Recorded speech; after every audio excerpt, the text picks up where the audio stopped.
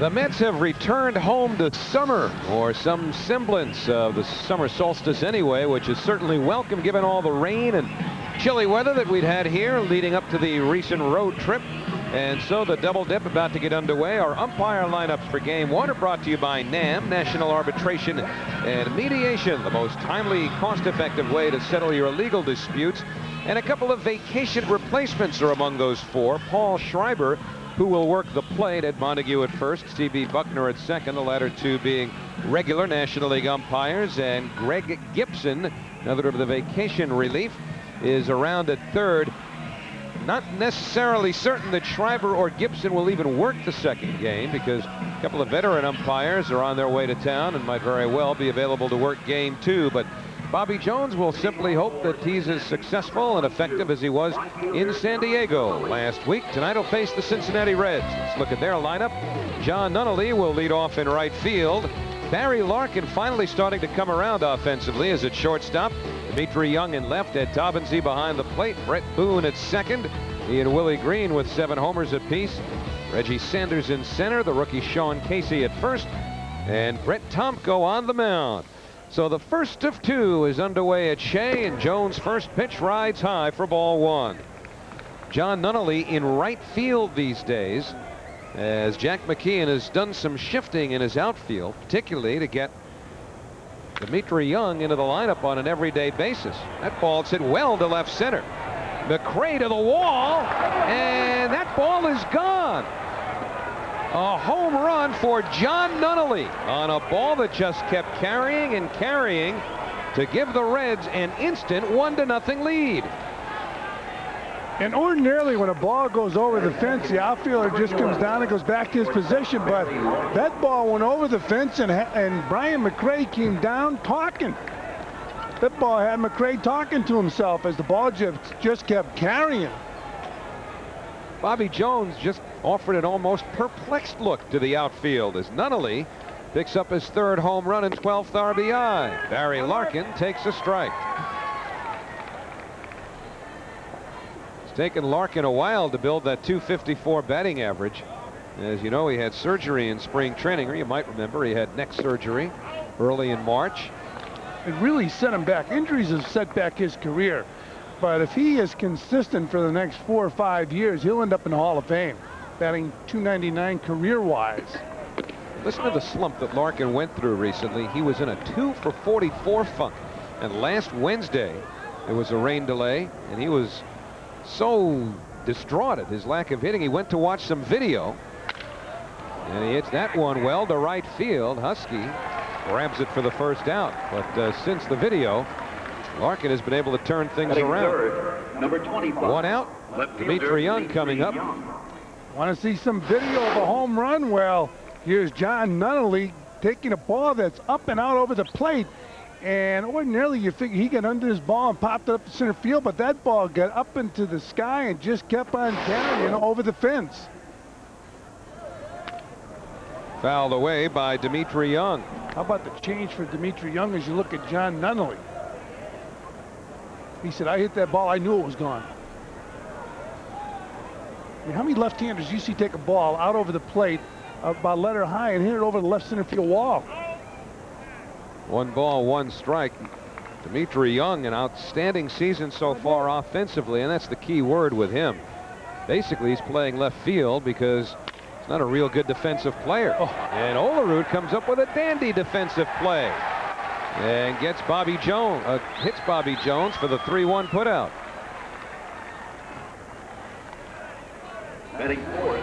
And speaking of defense, the Mets with 25 errors in 39 games. Baerga with 2 errors at second base today.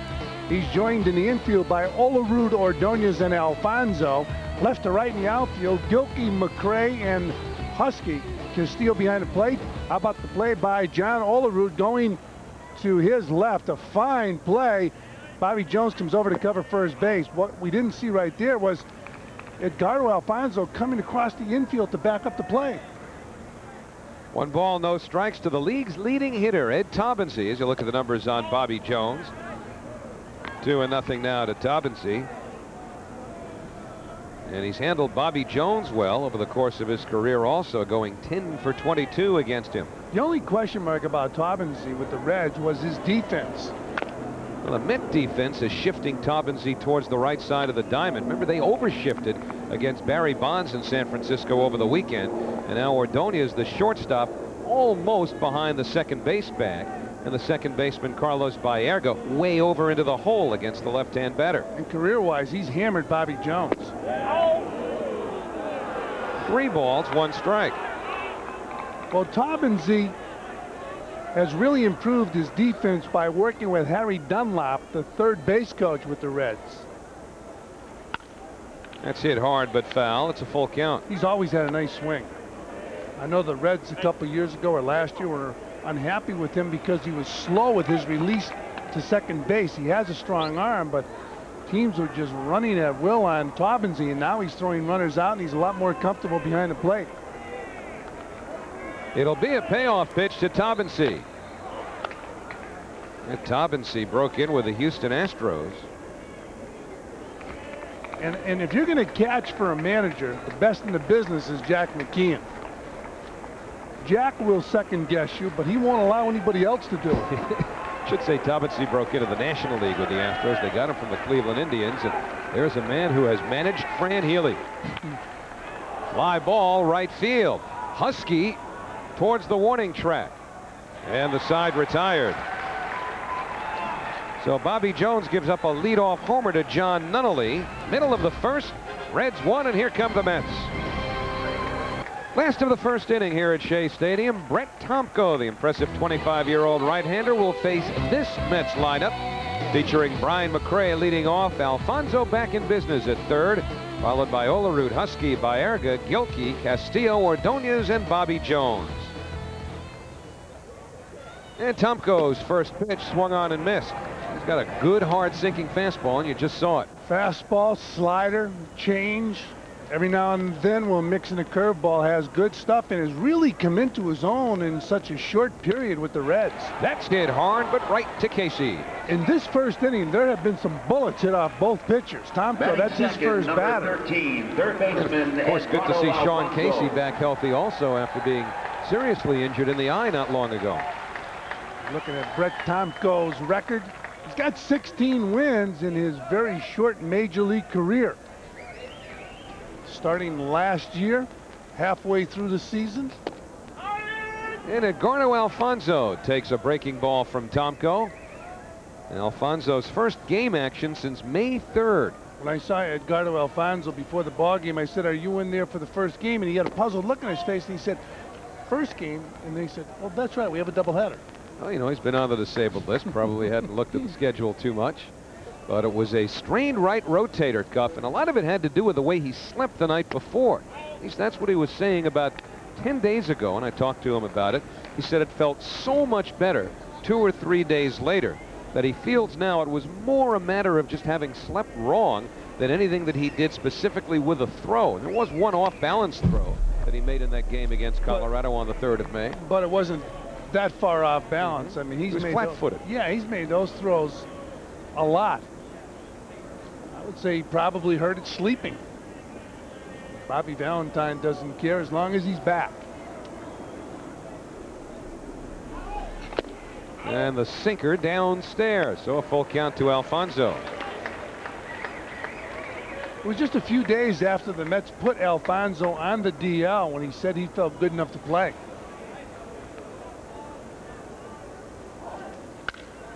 That's hit in the air to right field.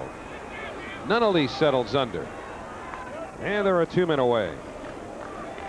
2 out, nobody on. John Olerud moving in. Number 5. And take a look at the Reds defense. Green with 6 errors at third base. He's had trouble throwing the ball. He's joined in the infield by Larkin, Boone, and Casey. Left to right in the outfield, Young, Sanders, and Nunnally. Taubensee behind the plate.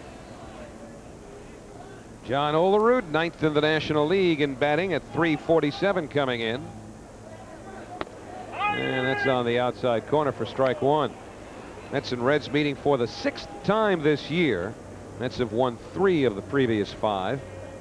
And this is it for the season series. This 4-game series. Incredibly, 0-2 now to Olerud. by Thursday, close of business with the Reds, the Mets will be done with Cincinnati without having faced division rivals Atlanta, Florida, or Montreal so much as once. Fastball missed, 1-2. I wonder if baseball will take a closer look at that schedule in the future. The Players Association would like to before they give the go-ahead on interleague play again. It's a negotiable item. And this is the last year of the 2-year experiment. And that might very well be one of the sticking points before getting approval for next year.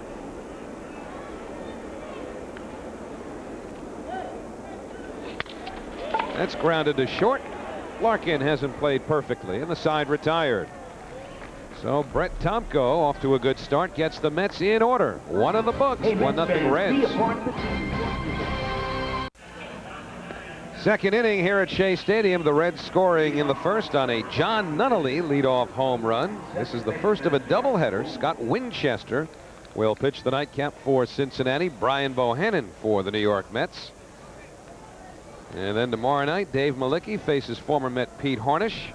Masato Yoshii will pitch for New York on Thursday.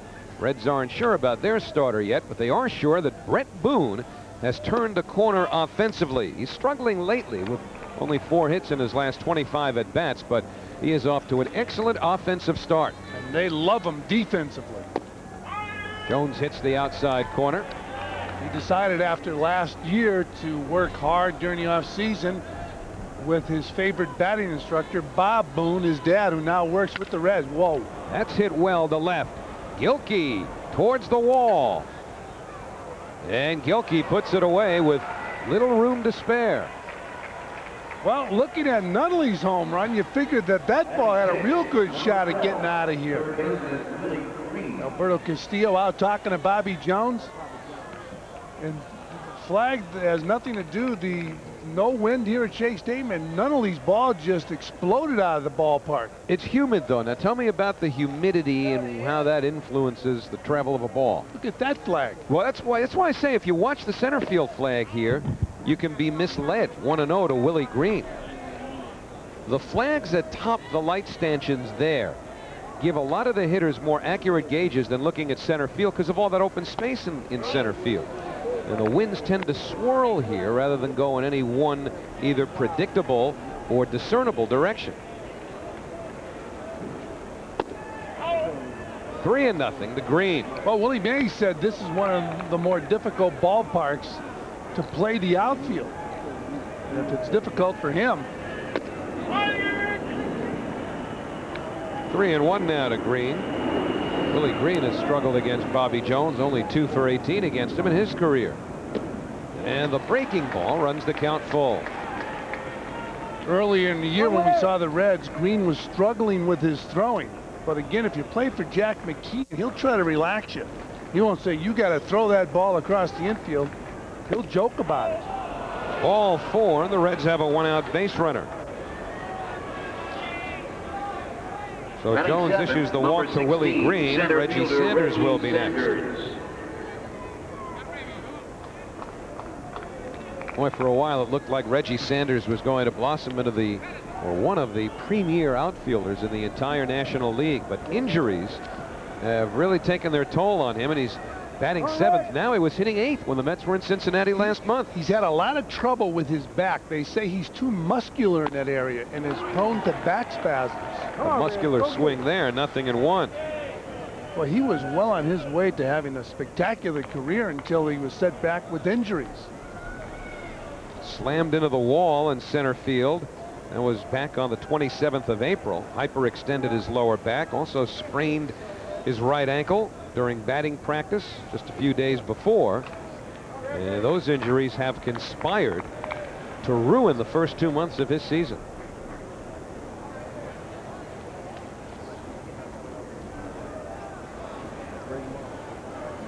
So he's hitting about 40 points below his career average. And the off-speed pitch, 0-2. It's a nice curveball. I'll tell you, it's nice to watch it up here. I'd rather not be standing there trying to hit it. Look at the break on this ball. Big slow curve. Oh, and you know, you start out there and you have your nice strides, your hands are back, and what do? You watch it into the catcher's glove. You say, look good. On the outside corner. So Well, Sanders out on strikes. Last two pitches. Right over the top curveball. Off-speed curveball, good pitch. And what's he do here? Comes back with a nasty slider right on the corner, knee high. Reggie's going to say this is not going to be a good day. Some sliders have huge wide breaks. I mean, if you saw what Kerry Wood was throwing against Houston, the 20 strikeout game, that's a big wide slider. That was a nice tight little break. That was a nice breaking slider right there. That pitch you're talking about, Kerry Wood threw, he threw one to Billy Spires. It was incredible. Sean Casey takes strike one, and the Reds saw Kerry Wood over the weekend. Lost to him on Sunday in Cincinnati 10-1. It's funny you bring up his slider because Todd Pratt and I were talking about it in the dugout today about that slider he threw to Billy Spires. It looked like it was going to go all the way around the hitter and back out to the pitcher. That's Green on first with 2 outs. And it's 0-2 to a struggling Sean Casey, who's 0 for his last 21. The Reds are very high on him, and they should be. When they made the trade with the Indians, Jack McKeon felt Casey was going to do the job for him, and he still thinks he will. And of course, Jack is partial because his son Casey signed Sean Casey. Indians traded Casey to the Cincinnati Reds for Dave Burba, who was supposed to be the ace of the Reds staff this year, but the kid working tonight is going to be their ace for a while. Tomko. Runner goes, pitch taken outside, and Castillo's throw to the shortstop side, and Ordonez got it back to the bag anyway. Good job by Ray Ordonez. Castillo throws out Willie Green. No runs, no hits, nobody left. Middle of the second, first of a doubleheader. New York Mets baseball is brought to you in part by the new Dodge. It's about change.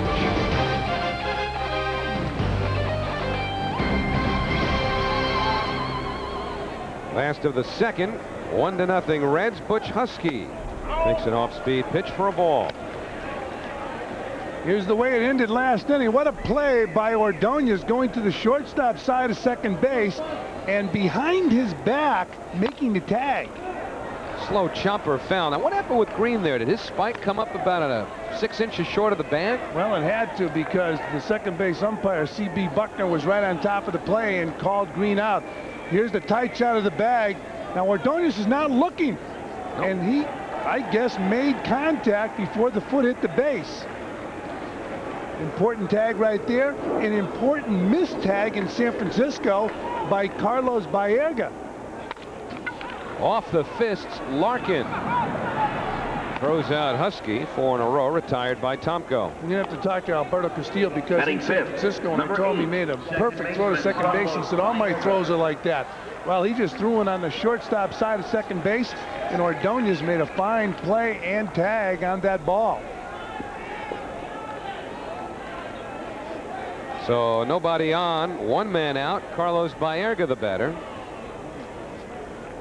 Baerga has the average up now to 250.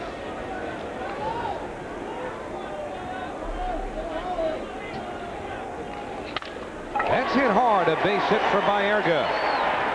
First hit for New York. Sanders bobbles the ball, and Baerga's going to get to second. It'll be a single and an error, as Reggie Sanders never did gain control of it, and Carlos Baerga's in scoring position.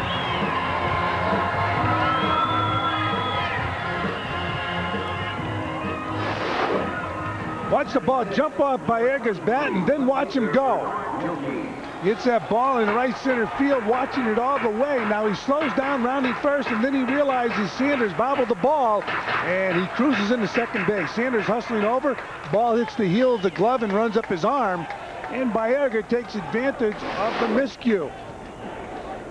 So Baerga at second, and the struggling Bernard Gilkey the batter. Bernard off the disabled list, looking for his first hit since coming back. And to make matters worse for Gilkey, he was tossed from the game on Sunday for arguing with home plate ump Terry Tata over a pitch that clearly did look to be out of the strike zone, but Tata called a third strike on Gilkey. Bernard 1 for 17 since coming back with 10 strikeouts. 1 ball, 1 strike.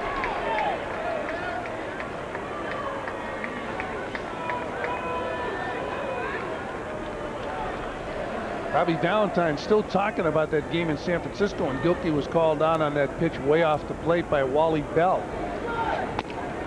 Inside, 2-1. Did I say Terry Tatum? It was Wally Bell who rang him up. And Bobby was talking about it before the game, concerned about Wally Bell's strike zone on that particular day. He said usually he's pretty good umpire calling balls and strikes. 2-1 pitch busts him inside. So now Tomko behind 3-1. I don't know how uncomfortable it is or how comfortable it is to bat with that brace on his arm. Ron Hundley said that when he wore one, it didn't really seem to restrict him all that much. His was much bigger, too. Barry Bonds wears one. And that ball is hit down the left field line.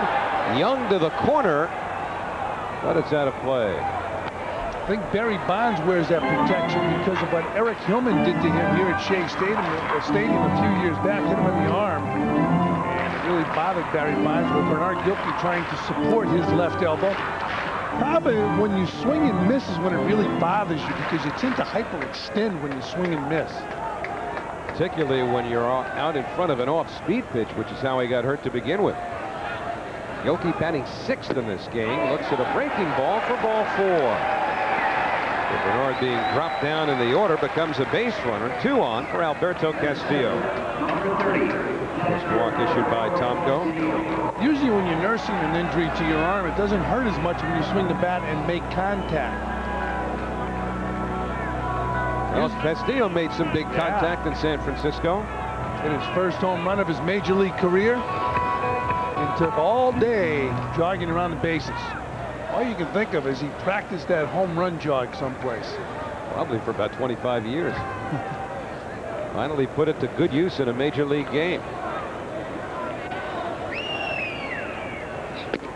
And the fastball on the outside corner. And remember, Alberto Castillo likes to get outside that batter's box with the back foot. That's why a catcher has to patrol that area. If you make a guy adjust while he's at the plate, it's disconcerting. He's clearly out. Well, he could argue that the toe area of his foot is touching the line. It's foul to the right side. They reach the seats out of play, 0-2. Some hitters want to get as far away from the pitcher as they can. They feel that they can catch up with the fastball. So if they were allowed, they would bat behind the catcher. So it's up to the catcher to force the issue with the umpire and make him get in the batter's box. And once you do that, it becomes disconcerting to the hitter. You get a good point right there. You could make an argument where Castillo is standing. Baerga at second, Gilkey at first with 1 out. Mets down a run here in the second. And the fastball taken for a ball. When I played in Kansas City, it was up to the leadoff hitter to go up to the batter's box and erase the line. And I'm going to tell you, Brian McRae's dad, Hal McRae, he was so far out of the batter's box, it was incredible. And nobody policed it. And the breaking ball ripped, a fair ball. Around third is Baerga. He'll score. Gilkey on his way to third. Young comes up with the ball. Gilkey being waved home. The relay throw bobbled by Larkin. A double for Castillo. 2 runs batted in. The Mets are leading by a score of 2-1. You know, I think Castillo hurt himself. He limped all the way to second base. And Mookie Wilson's calling timeout right now, but here it is. Bambi might reclaim that Bambino nickname as he hits the ball hard down the left field line. And yeah, he's limping right out of the box. Limped all the way to second base. But he's got a double, and he drove in 2 runs, so he will not come out of this ball game. But we'll watch him. Ray Ordonez the batter now with Castillo in scoring position. Ordonez had an awful road trip at the plate, going 1 for 18, and he fouls it back. Here's Bambi's swing right down the third baseline, and then coming out of the box, watch this, starts to limp. and cruises into second base. Can it be a cramp as opposed to a pull? I guess it could be, but that's hit hard. Whoa. Snagged by Boone. What a circle around that grab by Brett Boone. 2 men away. Castillo goes to third, but now the pitcher, Bobby Jones, will be up. Batting ninth, number 30, pitcher. a lot of people, a lot of the baseball experts love this guy's ability defensively, especially. Hard-nosed player. And Ordonez hit this ball hard. One hopper, and look at the play by Brett Boone. And last winter, the Cincinnati Reds had him on the trading block, and nobody was interested because they weren't sure if he would hit anymore. Bobby Jones hasn't hit at all yet this year. No hits in 11 at-bats, but he's got a run to pick up 90 feet away. From the chase cam, watch this. Ordonez hits this ball hard. That's what the Mets want him to do, hit it that way, but Boone takes a base hit away from Ordonez. And that sliced the other way towards the line. Nunnally over, but it's a foul ball. So Jones making a bid, but this is foul, and it's 0-2.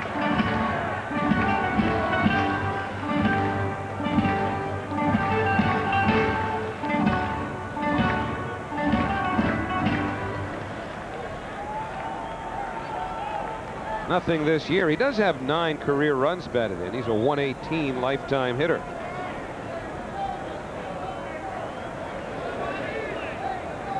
Last year, almost to this exact date, he went 3 for 4 at Philadelphia. That's off the outside corner, 1-2. That was on the 22nd of May.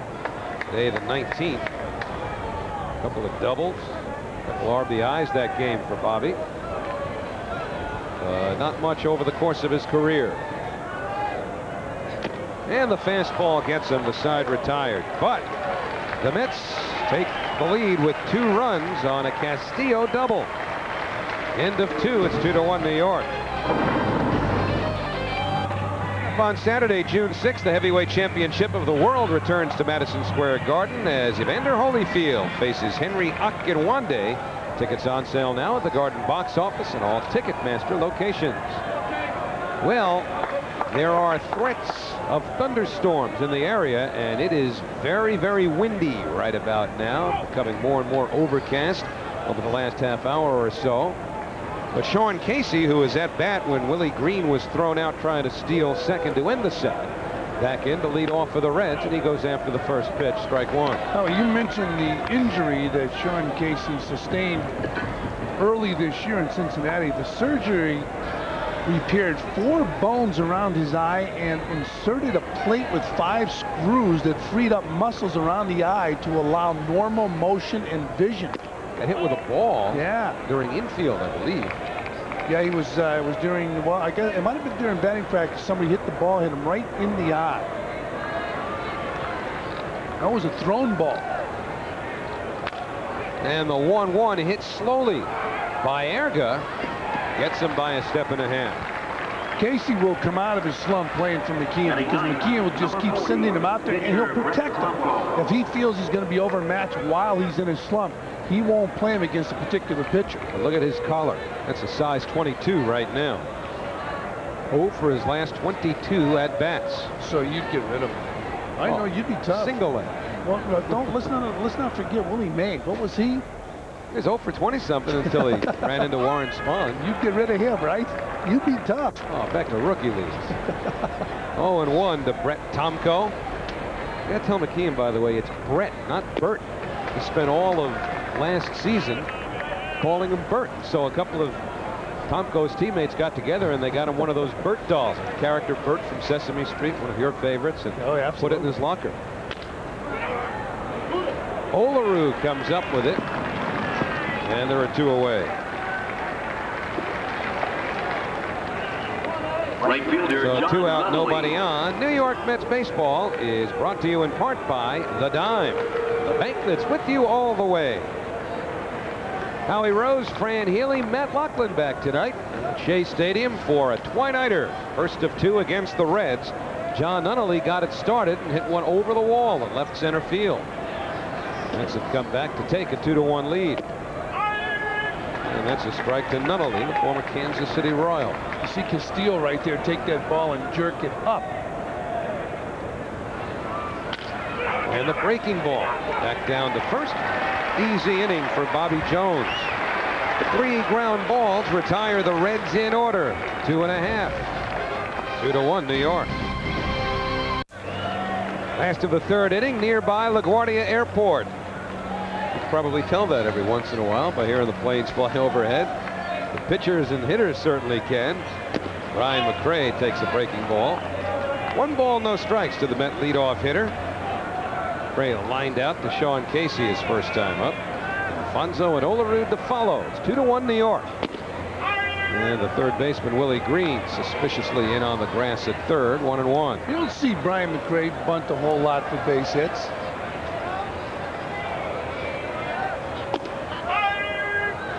One ball, 2 strikes. McRae has good speed.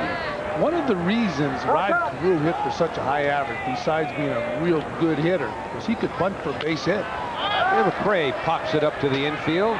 Green, the 3rd baseman, makes the catch. So valuable today for a leadoff hitter to be able to get on base. I'm surprised more guys have not perfected or worked on the art of laying down a ball and beating it out. Well, McRae's on-base percentage is not awful. In fact, it's pretty good right now. It's at .372 coming in tonight. He's 0 for 2. For a leadoff man, you want to be at least in the .375 range, and the better ones are going to be over .400. Alfonso hits it well to right field, but Nunnally lines it up. So 2 quick outs here in the last of the 3rd. Busy week for the Mets and for us here on Fox Sports New York. This is the first of a 4-game series. We'll have it all for you. And then the Milwaukee Brewers come to town. First trip ever for the Brewers into Shea Stadium. We'll have the Friday and Saturday games for you. Channel 9 will have Sunday afternoon's game. 1-0 to John Olerud as you take a look at the upcoming schedule, brought to you by Delta Airlines. The entire Cincinnati series on Fox Sports New York, and 2 out of 3 against the Brewers. At the knees, 1-1. Well, one of the problems the Mets have has been the weather, and because of the weather, doubleheaders. It's line foul. Smack foul behind the plate anyway, 1-2. And there's more where this one came from, particularly in July and August. Mets will have 2 doubleheaders in 3 days in the Midwest. And the rains caused a doubleheader in San Diego. Unfortunately for the Mets, they played well in both games, but lost both games. And the fastball gets Olerud. This kid can pitch. Tomko gets the Mets in order in the 3rd, and at the end of 3 here at Shea, it's 2-1 New York. New York Mets baseball is brought to you in part by your Tri-State Ford dealers. Expect more, get more. Let your Tri-State quality Ford dealers show you why there's more to afford. 4th inning, Fran Healy, and look what he's brought with him. A little bit of rain here at Shea Stadium to cool things off, as Barry Larkin steps in and pulls the ball foul down the 3rd base line. 0-1 on the Reds shortstop. He's got 17 RBIs this year, and there's Dal Leiter. He's going to take this personally now. He doesn't like this Rain Man bit, you know. His teammates had started to call him Dustin, as in Hoffman, as in Rain Man, because of all the complications from rain that his starts have been accompanied by. But he had nice weather in San Francisco on Sunday.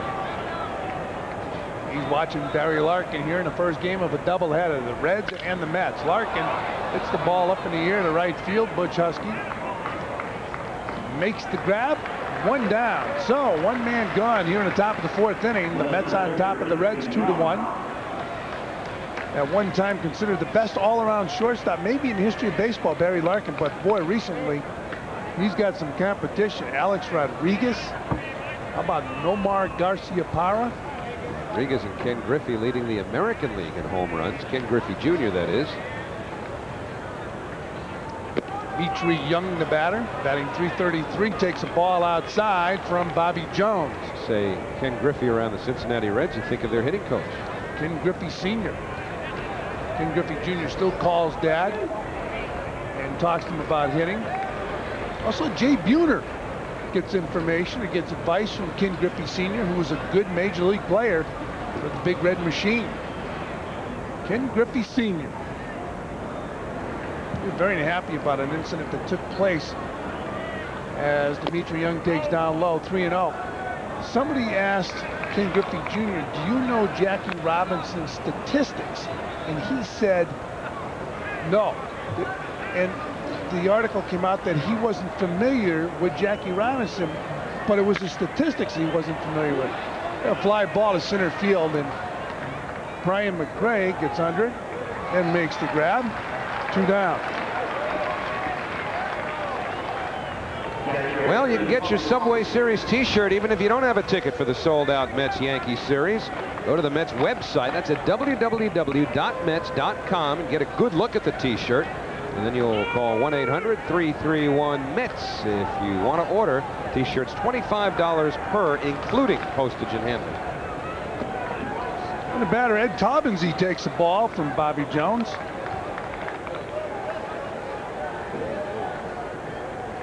One and 0 on Taubensee. He takes the strike, so it's 1-1 on a big Cincinnati Reds catcher who's batting only .372. 29 RBIs. And Taubensee drives this ball down the right field line. Foul. Well, coming into today's game, remember Taubensee is 0 for 1 so far against Bobby Jones.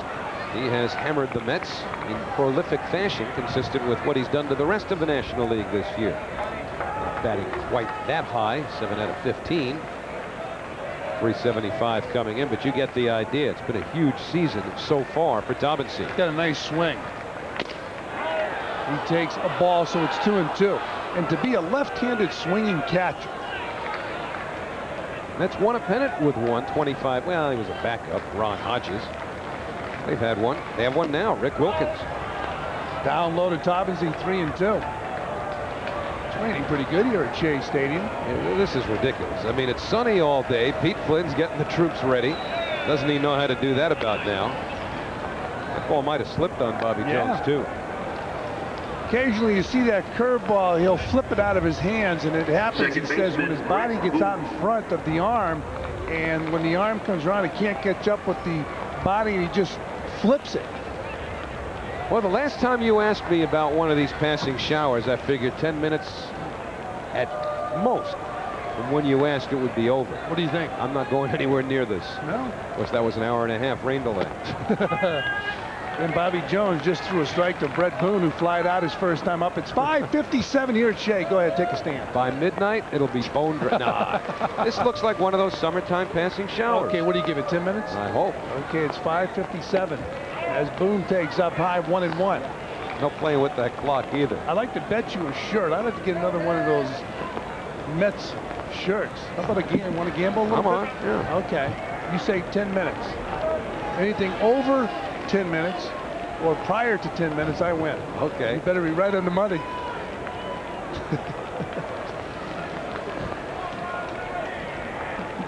One and one now on Brett Boone. He takes a strike, so it's 1-2. Boy, it is pouring. You don't. Sometimes that picture can be a little bit deceptive in terms of the intensity of the rain. It's raining about that hard. I'm going with the sky. It's bright. You weren't looking at the lights, were you? Swung on and missed, so Boone goes down swinging, and that will do it for the Reds. They strand a runner, field to score. We play 3.5, and it's 2-1 New York. Hey, baseball fans, the subway stops at Shea Stadium this year as the New York Mets try to shut down their crosstown rivals, the New York Yankees. Check out this t-shirt. Now you can buy this commemorative Subway Series t-shirt through the special TV offer for just $25, and that includes postage and handling. Can I keep this t-shirt? Order your Subway Series t-shirt by calling 1-800-331-METS. Call now. This copyrighted telecast is authorized under television rights granted by the New York Mets solely for the private, non-commercial use of our audience. Any publication, reproduction, retransmission, or other use of the pictures, descriptions, and accounts of this game without the express written consent of the New York Mets and Fox Sports New York is prohibited. Not raining as hard as it was when the inning ended. They were under shelter. Could be an, oh, look at that now. Okay. That's pretty promising. Well, let's see about those 10 minutes. There's another shirt in my future. And Butch Huskey, it's a high fly ball, deep left field. Young going back on the track, makes the grab. So Butch Huskey, long fly ball for out number 1. We're in the bottom of the 4th inning here at Shea Stadium. The Mets 2, the Reds 1. One thing Butch has not provided that much of this year is power. That ball was up, but it was a little bit in on him, from about middle of the plate in. Butch wasn't able to get full extension. Meet Young made the catch. The batter now, Carlos Baerga, batting .256, and his first time up, the ball jumping off his bat, a base hit into center field. He advanced to second base on an error by Reggie Sanders. About stopped, huh? The rain. 6:01. 4 minutes. Pulled foul. Now keep in mind, you said 10 minutes. I'm taking beyond 10 minutes and before 10 minutes. It better be 10 minutes on the button. All right, we're halfway home. Okay. 0-2 on Carlos Baerga. Brett Tomko's pitch is fouled back. I'm talking about Jack McKeon calling Brett Bert. It takes Jack a couple years when you play for him to get your name down to perfection. What'd he do to yours? Oh, I'm telling you, he would call you anything. What can you do to Fran Healy? That's pretty simple. I said pronunciation of the name. Pretty simple. Didn't screw that one up, huh? I'm sure he had some pet names for you, though. Oh, did he? Here's the 1-2 pitch. Another ball hit hard, but right at the first baseman, Casey. 2 down. Well, in the midst of a conversation, if Jack would be talking to you, he would mess up a name. I'm telling you right now. Sometimes wasn't even close. It was a delight to play for him. You know, as a professional player, when you're in professional ball, you're trying to make the major leagues, you know, a lot of things can bother you if you're in a slump, but he made it easy to come out of it. Bernard Gilkey, the batter, takes outside, 1-0. He would take what you considered a serious problem and de-emphasize it. 1-0 pitch is a strike. 1-1 on Gilkey. You mean a serious baseball problem? Yeah. Yeah, you know, if it was something you felt was serious, like, I mean, you're 0 for 20, you feel this is a major problem. And he would make light of it. Pitch upstairs to Gilkey, 2-1. I mean, Jack McKeon's the type of manager who can get himself in trouble with the pitching staff by telling the starting pitcher, if he's left-handed, don't do your throwing today before the game. Wait till during the game. I might need you to pitch to a hitter. Up high, 3-1. That's a mortal sin for modern-day pitchers. But he would send the left-hander out there and he'd tell him, okay, throw in the 6th inning. Guy get up, you throw a few pitches, bring him in the game to get a left-hander out. Well, he's undecided for Thursday and might use his bullpen. Popped up foul territory. Taubensee makes the grab for out number 3. So that's it for the Mets here in the bottom of the 4th. They fail to score, and after 4 completed, Shea, 2-1 Mets. Another tight ball game for the Mets. They have a 2-1 lead as we move to the 5th inning. The Mets pitching staff has the lowest earned run average in the major leagues. It's the offense that is struggling. So I asked Bob Apodaca, the pitching coach, is the pitching staff frustrated with the lack of offense? Is some divisiveness setting in?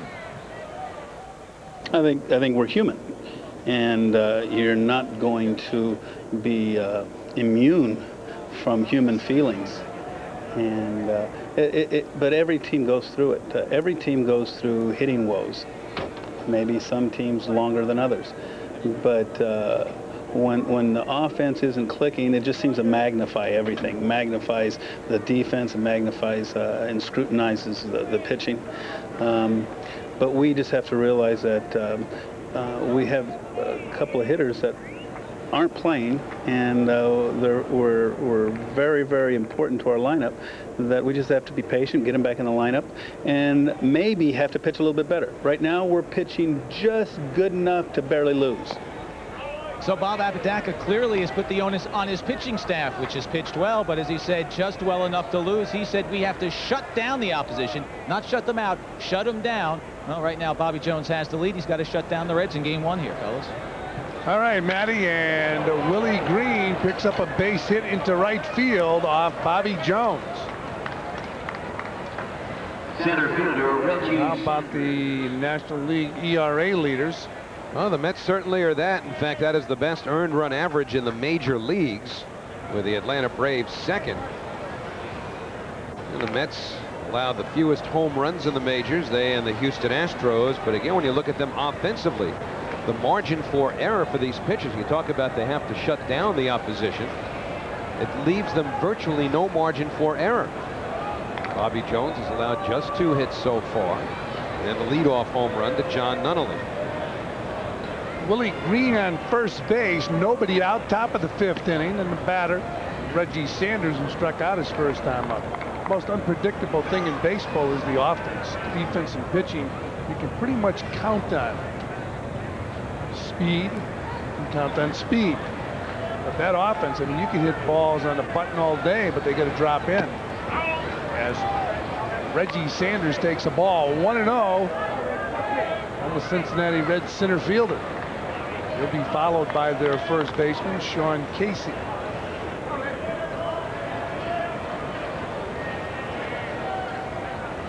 Seems like 100 years ago when the Reds had the big red machine. Famous scene here at Shea Stadium, Buddy Harrelson and Pete Rose at second base. If he was here, that was back in 1973, and then the Reds would win back-to-back world titles in 75 and 76. Should say the Reds with 2 hits, including leadoff home run in the ball game by Jon Nunnally. Giving you the impression they had 3 total a moment ago, but that's Willie Green with a leadoff single here in the 5th, the only hit aside from Nunnally's. 1-0 on Reggie Sanders. He takes a strike, 1-1. By the way, Howie, I owe you a shirt, so you're going to pick out the color. 1-800-331, pardon me, 1-800-331-METS is the number to call to get that catalog for Mets in Black and all the other merchandise they have for sale this year. You'll be going right back into that catalog today. 1-1 pitch, good curveball, but misses. 2-1. There's the Mets merchandise catalog number, 1-800-331-METS. This shirt, you want to pick a shirt now right there, or you'll go, you want? I got to peruse. This is a science. This is getting serious. We'll sell the whole thing out if it keeps raining this year. Right off of his hand. Now, the ball's in play. Sanders, yeah, Sanders took it right off the hand. Wait a minute, they're going to give him first base? There's a discussion between Bobby Valentine. Bobby's saying it hit the bat. I thought it hit the bat as well. Well, you know, he could say he was trying to get out of the way the ball hit his hand. If you read Bobby Valentine's lips, he says that ball hit the bat. I mean, that ball shot a long way for a ball that might have hit his hand, but the way it's shaking. Yeah, he could hit the hand. Of course, he did have the hand on the bat. But look at the hand. I mean, did he try to get out of the way of the ball?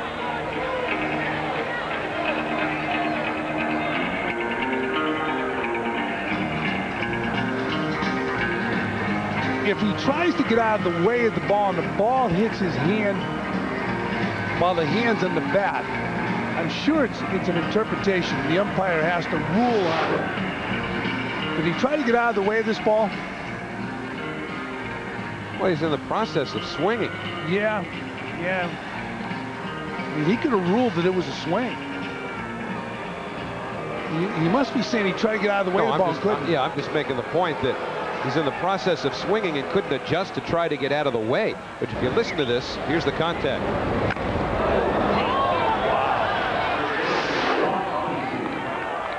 And what a shot of that hand shaking.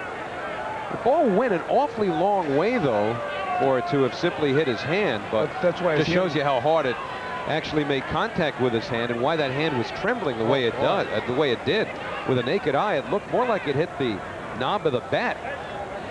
And I think that's what Bobby Valentine was protesting at first when he came out of the dugout, but that last shot gave you a pretty good indication of exactly where it hit him on the hand. And Sean Casey's the batter with runners on first and second and nobody out.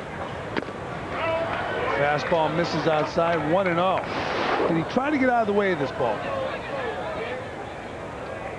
But he's loaded up to swing. Yeah. I mean, it's hard at that point, once he's committed to bring the bat around, for him to get out of the way, isn't it? I mean, if he get hit in the ribs, he get hit with the ball. You know, he's got to get first base. Here's a pop-up down the left field line. Gilkey running a long way. Foul ball.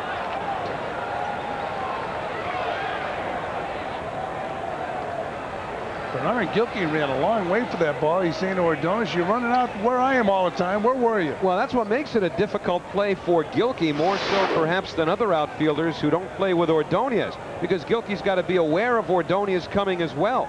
Ordinarily, you would think that's the left fielder's ball all the way, at least to the point where he doesn't have to concern himself with the shortstop. But look how much ground Ray covers there.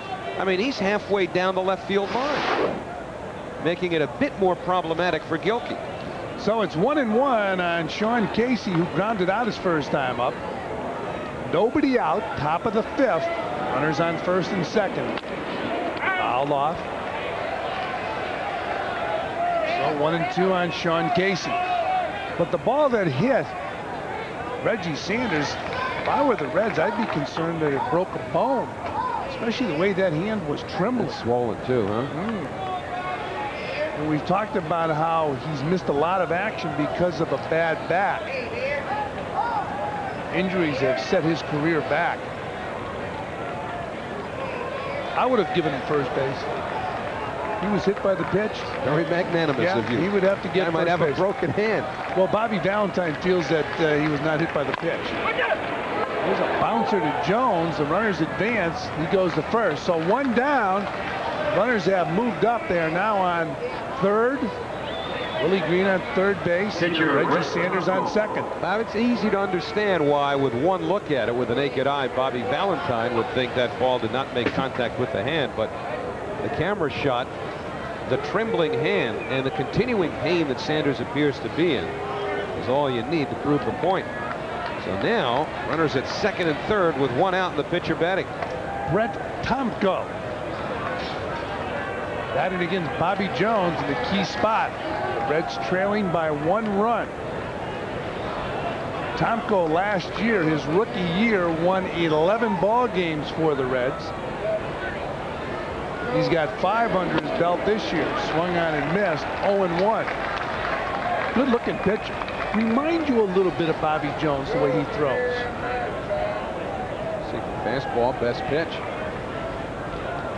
0-1 on Tomko. These same two teams will go at it again today.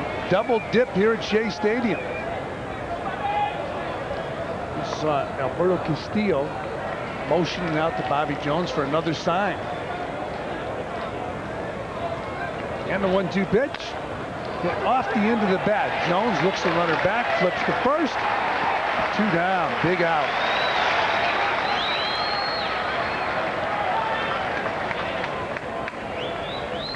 Right fielder Jon Nunnally. Well, from the chase cam angle, you'll see that Brett Tomko pretty much fooled and did not make real good contact. And Bobby Jones, see, falls off in perfect position to make a play on that. Remember, we showed you Al Leiter falling off to the third base side of the mound and losing a chance to get a ball hit up the middle over the weekend in San Francisco. But Jones' follow through there put him in position to be able to get that topper from Tomko, hold the runners, and now go after Nunnally with 2 out. So Jon Nunnally, who's 1 for 2, he hit a solo home run in the first inning leading off for the Reds, takes a fastball outside, ball 1. That home run accounting for the only run of the ball game for the Reds. And we were surprised it carried over the fence.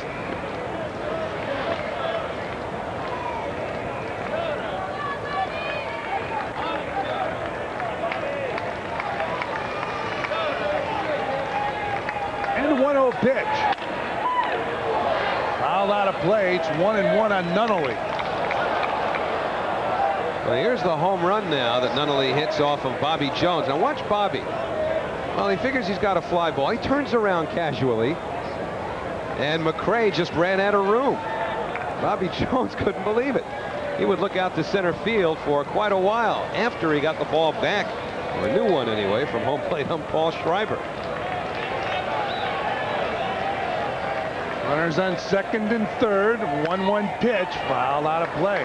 When a pitcher is certain that he's given up a home run, he may look down, but he won't turn around and look back. He doesn't even want to see it go over the fence if he knows it. Well, McRae looked like he was surprised the ball carried that well. And if you just took a look at his swing, the way he hit that ball, you figured it was a fly ball to center field. McRae looked like he was set to make a catch before his spikes even touched the warning track. Yeah. But then he drifted, and I guess about 3 steps altogether. Wound up going over the fence. Green on third, Sanders on second. 2 outs, top of the 5th. The curveball misses up high. 2 balls and 2 strikes on Jon Nunnally. Reds, after the doubleheader today, will be here for 2 more games, Wednesday and Thursday. Then those Brewers from Milwaukee make their way to Shea Stadium. First time in their history. 2-2 pitch. Curveball, ground ball, second base. Baerga, Olerud. Jones pitches out of it. Red strand 2, fail to score. We played 4.5 here at Shea, and it's 2-1 Mets. Alberto Castillo will lead it off for the Mets as you look through our robotic camera atop the roof here at Shea Stadium. Brightening skies. Rub it in. Alberto Castillo takes down low, ball 1. Just joined us. It was raining here at Shea Stadium. Howie Rose said it was raining in left field, but not in right field. Well, when it started raining, that's where it was, specifically and exclusively in left field. Alberto Castillo fouls it off. I noticed that the men and women in the truck were very concerned about your eyesight. I said that'd be the trucks in left field. They knew it was raining. It would be cruel and unusual for it to have rained any longer, given what the Mets have gone through already this year. There's a strike. 1-2 on Castillo. Castillo doubled his first time up. Bobby Valentine appreciates it because he's been a big supporter of Alberto Castillo for a few years. That double drove in 2 runs. Castillo takes down low, 2-2. But while Castillo was running to second base, he started to limp. Stays in the game, though. To face Brett Tomko here in the bottom of the 5th. Foul out of play. How about Tomko? Last May 27th was his major league debut. Since that time, he's pitched in 27 ball games. And coming into today's action, a total of 16 wins. And the 2-2 pitch. Well, that's a good fastball and quite a bit of the plate. So that'll do it for Castillo. 1 down. It's 3 strikeouts now for Brett Tomko as he gets Castillo with a fastball on the inside part of the plate. And, you know, Fran, you were talking about the 16 wins in 27 major league starts. You know how long it's taken to do that in the National League? Steve Rogers was the last to win 16 that quickly, and that was 24 years ago. Ordonez fouls the ball off. One thing this guy does is he throws strikes. He throws refined strikes. He lives on the corners. I mean, Ordonez's batting average hovering much too close to the Mendoza line. Yeah, and he hit the ball hard his first time up. Brett Boone took a base hit away from Ordonez as he fouls that pitch off. 0-2. He could have used that baby his last time up. He stung the ball, hit it to the right side, just the way the Mets want him to do it. But he hasn't done it. Certainly not often enough. Only 1 for his last 19. And the 0-2 pitch. Up and off the plate.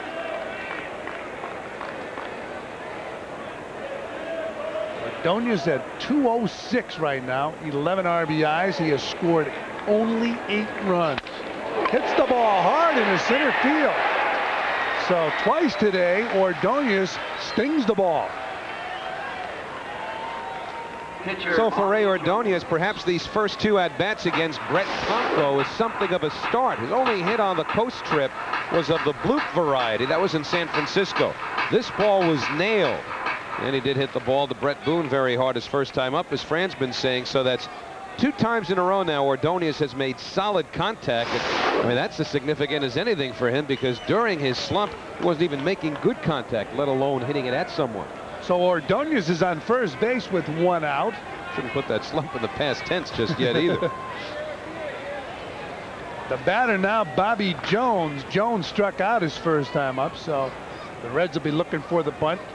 Green weighing on the grass at third base. Casey will be charging from first. Although I'll tell you, he didn't charge real well right there. You might want to bunt it to Casey. And Ordonez picked that up too, because as Casey crept in, I mean, Ordonez was a long way off of first base before he tiptoed back in. Tomko paying a little more attention there, and Casey, of course, on the bag.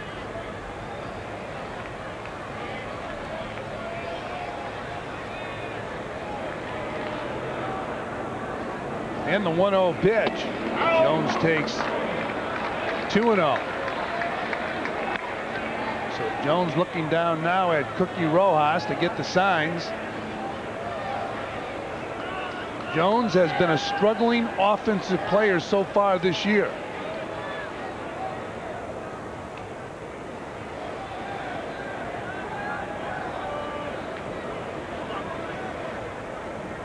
In fact, he stands among the top 5 for at-bats by pitchers who do not have a hit this season.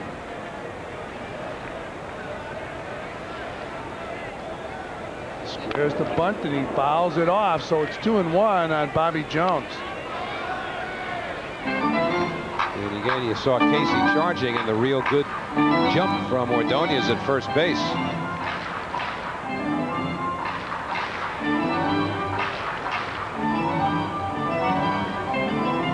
Jones gets the sign from Cookie Rojas. So did Ordonez at first base. Willie Green very tight at third. Green out of your picture there as the throw came into first base. Cookie was telling me in San Francisco the one thing that bothers him the most is when he's trying to give a sign to a player at first base and he's having a conversation with the first baseman. He said, you can have a conversation with the first baseman, just don't look at him. You don't have to look him in the eye. Cookie says they have to whistle to the guy. When he looks over, everybody's looking because he just whistled.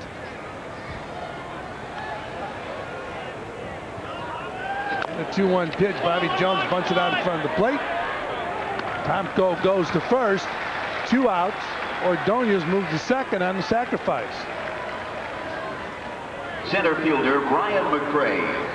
Well, Bobby Jones hasn't been much of a hitter over his major league career. Again, only a 118 average coming in. But one thing that he's always been able to do, he's led the league a couple of times in this department, is get down a sacrifice bunt. Puts him in position to have helped himself if the next hitter or hitters can deliver. So now it's McRae who will try and pick up Ordonez in scoring position with 2 out. Relatively speaking, the pitchers spend so little time working on their bunting. And Brian McRae takes a strike. Well, it's up to the pitchers themselves, and also I guess the coach can say go out and work on the bunt. And hitters don't really practice bunting, the everyday players. And the 0-1 pitch. Hard hit ball right field. This will drive Ordonez in. McRae on his way to second base with a stand-up double. So a double and an RBI for Brian McRae. And the Mets have a 3-1 lead here in the first game of a double dip. So everybody's going to remember Ordonez's single and McRae's double, but without Bobby Jones' sacrifice bunt, they probably don't get Ordonez home from first. Ray's not fast. The ball was hit hard into the corner. And if Brett Boone, a solid arm, would have been in position to make a relay throw, maybe you don't get Ordonez if he's running from first base. McRae tattoos that one all the way down towards the right field corner. But again, it was all set up because of the sacrifice bunt perfectly executed. Batter Edgardo Alfonso.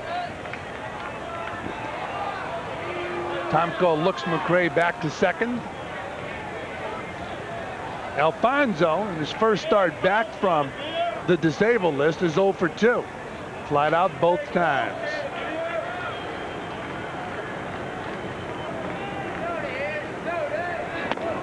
Up high with a heater, 1-0 on Alfonso. Now, you know, Alfonso hits the ball well and often the other way. And the Reds are playing awfully shallow. Reggie Sanders in particular in center field, pretty shallow against Edgardo Alfonso.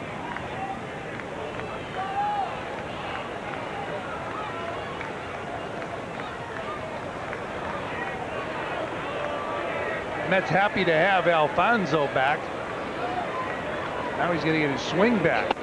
Down low, 2-0. That's the problem with being on the disabled list. You can take all the batting practice you want, but you got to be out there every day with the adrenaline flowing, adjusting to the break on the breaking ball and the speed of the fastball. No substitute for playing time. That's why it's so difficult to come off the bench and be effective.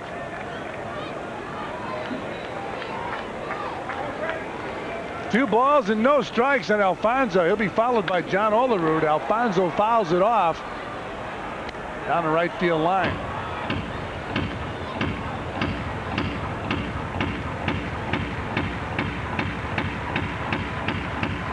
John Olerud looking on from the on-deck circle.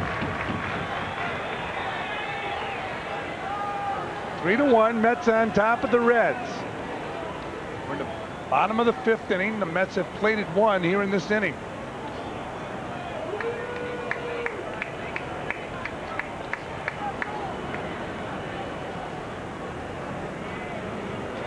Ed Tobbins, he going to give new signs? It looked to me like he might have gotten some signs from the dugout. He looked into the dugout. 2-1 pitch. Line drive, base hit, center field. McRae scores easily. Alfonso with a base hit and an RBI in his first game back from the DL, and it's now 4-1 Mets. So it took him 3 at-bats to get that stroke, huh? That ball hit very well by Alfonso. And again, we mentioned and showed you that Sanders, the center fielder, and Nunnally, the right fielder, were pulled around towards right against Alfonso, so naturally he hits it right on the button towards left center, which meant Sanders had to break the other way, and there was no chance to get Brian McRae, a fast runner, coming around from third. That's a long way for Sanders to have to go for that ball. And so it's now 4-1 New York, and Alfonso has his 13th RBI. Don Gullett, the pitching coach at the Reds, looking on, concerned about the young right-hander, Brett Tomko. Tomko will now take on John Olerud, who grounded out and struck out in this game.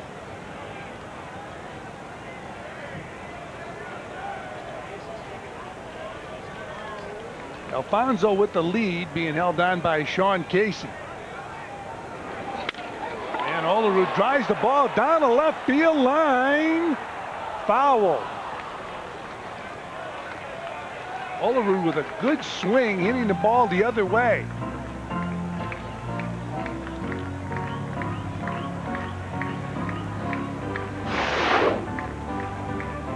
Oh, John Olerud gives this one a ride into the left field corner.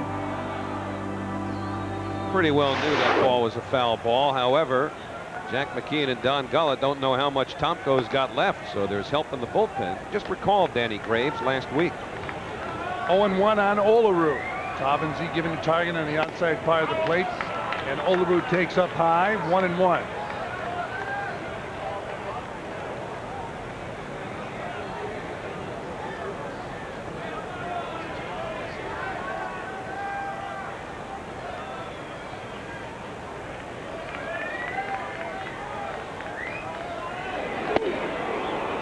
Pulled the string right there, got Olerud out in front, 1-2. So Tomko, who throws hard, took a lot off here, and Olerud way out in front. Good off-speed pitch by Tomko. John Olerud's dad played minor league ball, and his manager was the third base coach at the Reds, Harry Dunlop. And Olerud, base hit in the right field. Alfonso on his way to third. Ball is booted by Jon Nunnally. And the throw to second, not in time. So a single and an error, and the Mets have 2 runners in scoring position. Well, it certainly should be an error on Nunnally, who didn't come up with a base hit by Olerud cleanly, and that shows you that John Olerud's groin is feeling a lot better. Remember, earlier in the season, Olerud was wrapped pretty tightly in the groin area because of a strain going back to spring training. And it was very difficult for him to extend himself even from home to first, never mind try to stretch an extra base. And as soon as Nunnally bobbled the ball, Olerud figured he'd take off. The throw came into second base.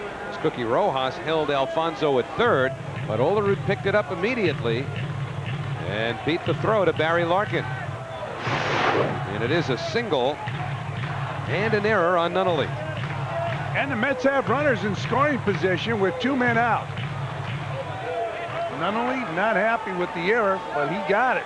Red Foley, the official scorer tonight. And that's 2 errors that the Reds have made now in the outfield on base hits. One by Sanders, allowing Baerga to go to second. He would later score on Castillo's hit. And now it's Olerud joining Alfonso in scoring position for Huskey.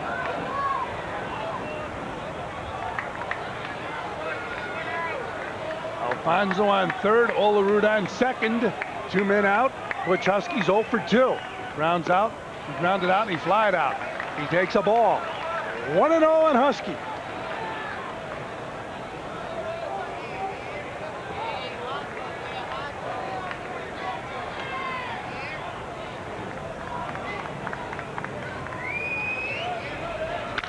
Huskey drives the ball deep left field.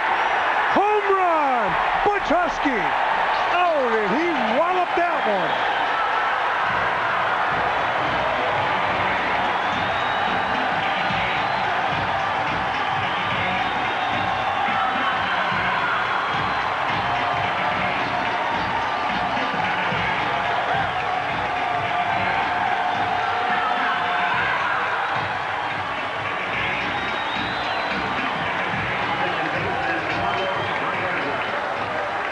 Seven to 1 New York. Husky just missed a home run his last time up as he threw out deep to left field, and there was no question about this. This is a laser, a ball up letter high, and Butch was right on it. A line drive home run into the loge seats in left field, and Butch took a nice relaxed tour around the bases as well, savoring his 4th home run of the year.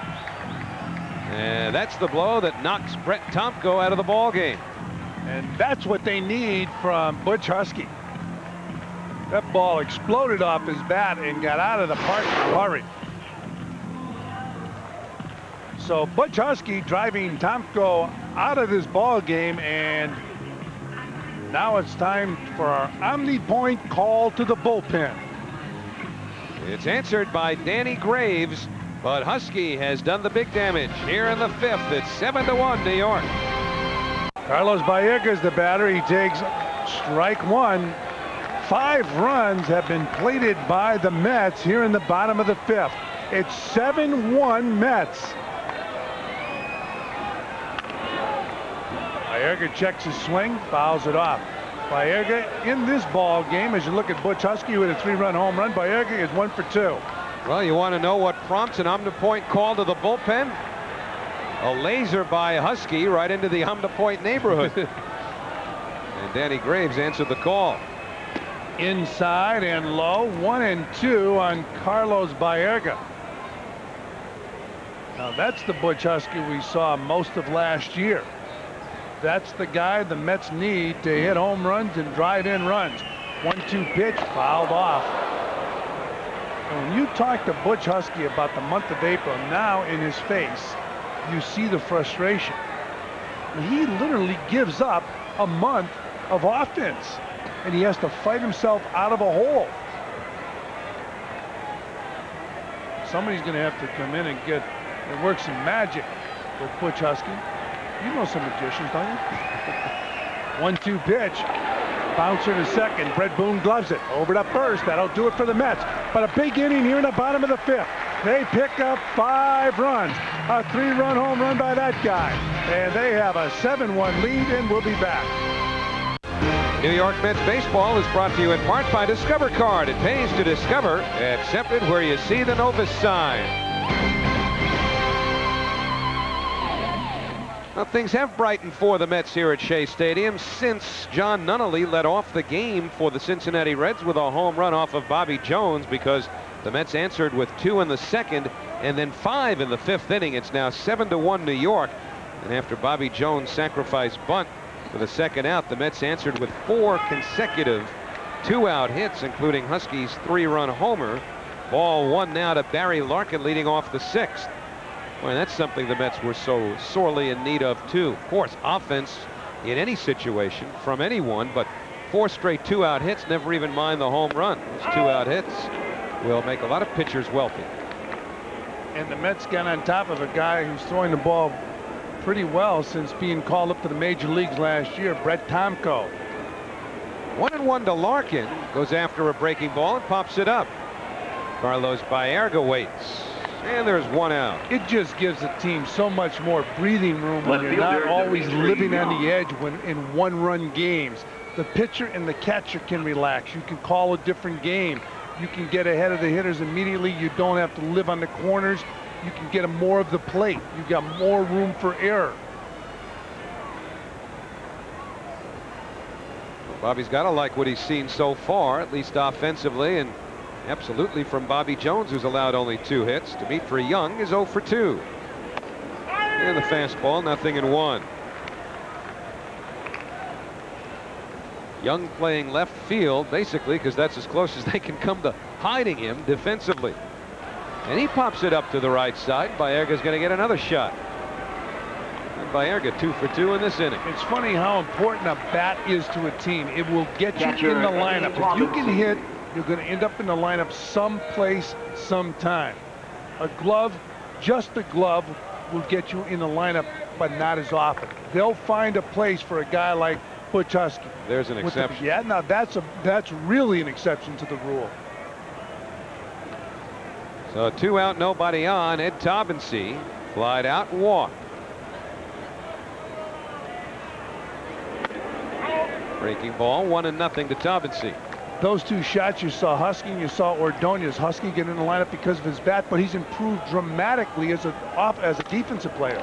Right back up the middle, and Ordonez had him played perfectly.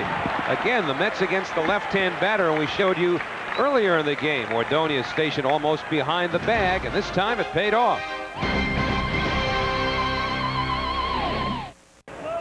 We go to the last half of the 6th inning here at Shea Stadium. Our Jeep Eagle game summary started with an entry by the Reds, a Jon Nunnally home run, first batter in the game against Bobby Jones.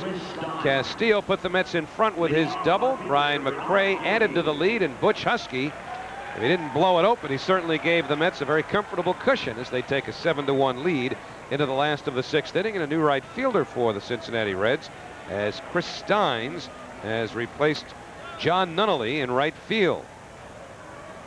Or pardon me, has Nunnally moved over? There's Steins. Nunnally is, that's Nunnally in right field, yep. Or Nunnally in left, pardon me. Steins is in right.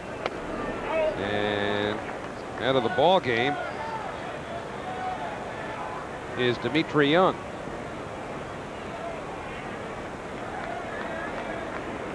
One 1-0 to Bernard Gilkey, and Willie Green up with it. Low throw, and Casey digs it out. So 1 out and nobody on. Dimitri Young in left field. Let's just get that Reds defensive alignment for you right. It's Dimitri Young in left field. Nunnally moves to center, so it's Reggie Sanders who comes out of the game. He get hit in the hand. Yeah, because of the hand injury, and Chris Steins in right field. So 1 out. Alberto Castillo drove in 2 with his 2nd inning double. Was caught looking in the 5th. Kind of surprised he's still in the ball game the way he limped after hitting that double. And he pops it up to the right side. Brett Boone waits, and there were 2 away. So Danny Graves retired Baerga to end the 5th inning. He's picked up the first 2 outs here. Castillo still limping a little bit, so it appeared. Of course, when you don't get a chance to play every day, when you finally do, you're not going to come out of the lineup. unless the leg is broken. Oh, see what Ordonez does now. He hit the ball hard twice in this ball game. Brett Boone made a nice play to throw him out in the second, but then Ordonez wound up with a base hit in the fifth, came around to score.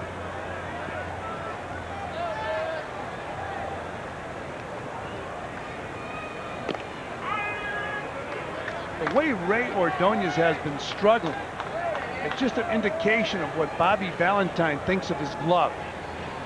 If he was an average defensive shortstop, probably wouldn't see as much action at shortstop. Probably wouldn't see everyday action. Bobby Valentine thinks the world of Ordonez's glove like everybody else, and you don't want to take him out of the lineup because his defense is his offense. In the hole, Larkin, and Casey with a nice pick. So Danny Graves has retired all 4 Mets with help there from Larkin. 6 in the books, game 1 of a Twi-Night doubleheader, all New York so far. Brett Boone leads off, goes after the first pitch from Bobby Jones, and Brian McRae lines it up. 1 gone in the 7th, and let's take a look at our Aflac trivia question for the first game of this doubleheader. Pete Rose had 9 200-hit seasons with the Reds. Who was the second most in Cincinnati history?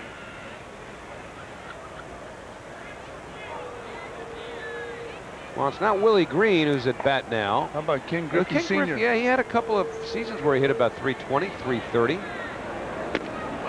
Joe Morgan have 200 hits? I don't know. He had 2 straight most valuable players. 0-2 to Green. Morgan won the MVP in 75 and 76, if I'm not mistaken. Back-to-back MVPs as the Reds won back-to-back World Series. I bet you it's Griffey.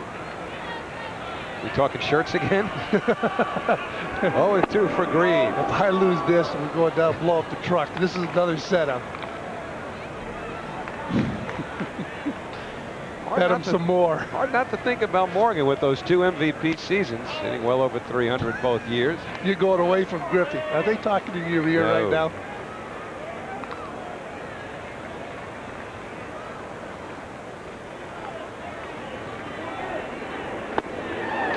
And the breaking ball gets Green. So for Bobby Jones, his 3rd strikeout. 2 gone in the 7th. Well, Bobby Jones pitched a fine ball game in San Diego about a week ago, and now once again getting the curveball over, the fastball in good spots, and handling the Reds in this ball game. His competition tonight, Brett Tomko, left the ball game. He gave up the most runs he has ever given up in his short lifetime career. Ball 1 to Chris Steins. Steins batting in Reggie Sanders' spot in the batting order.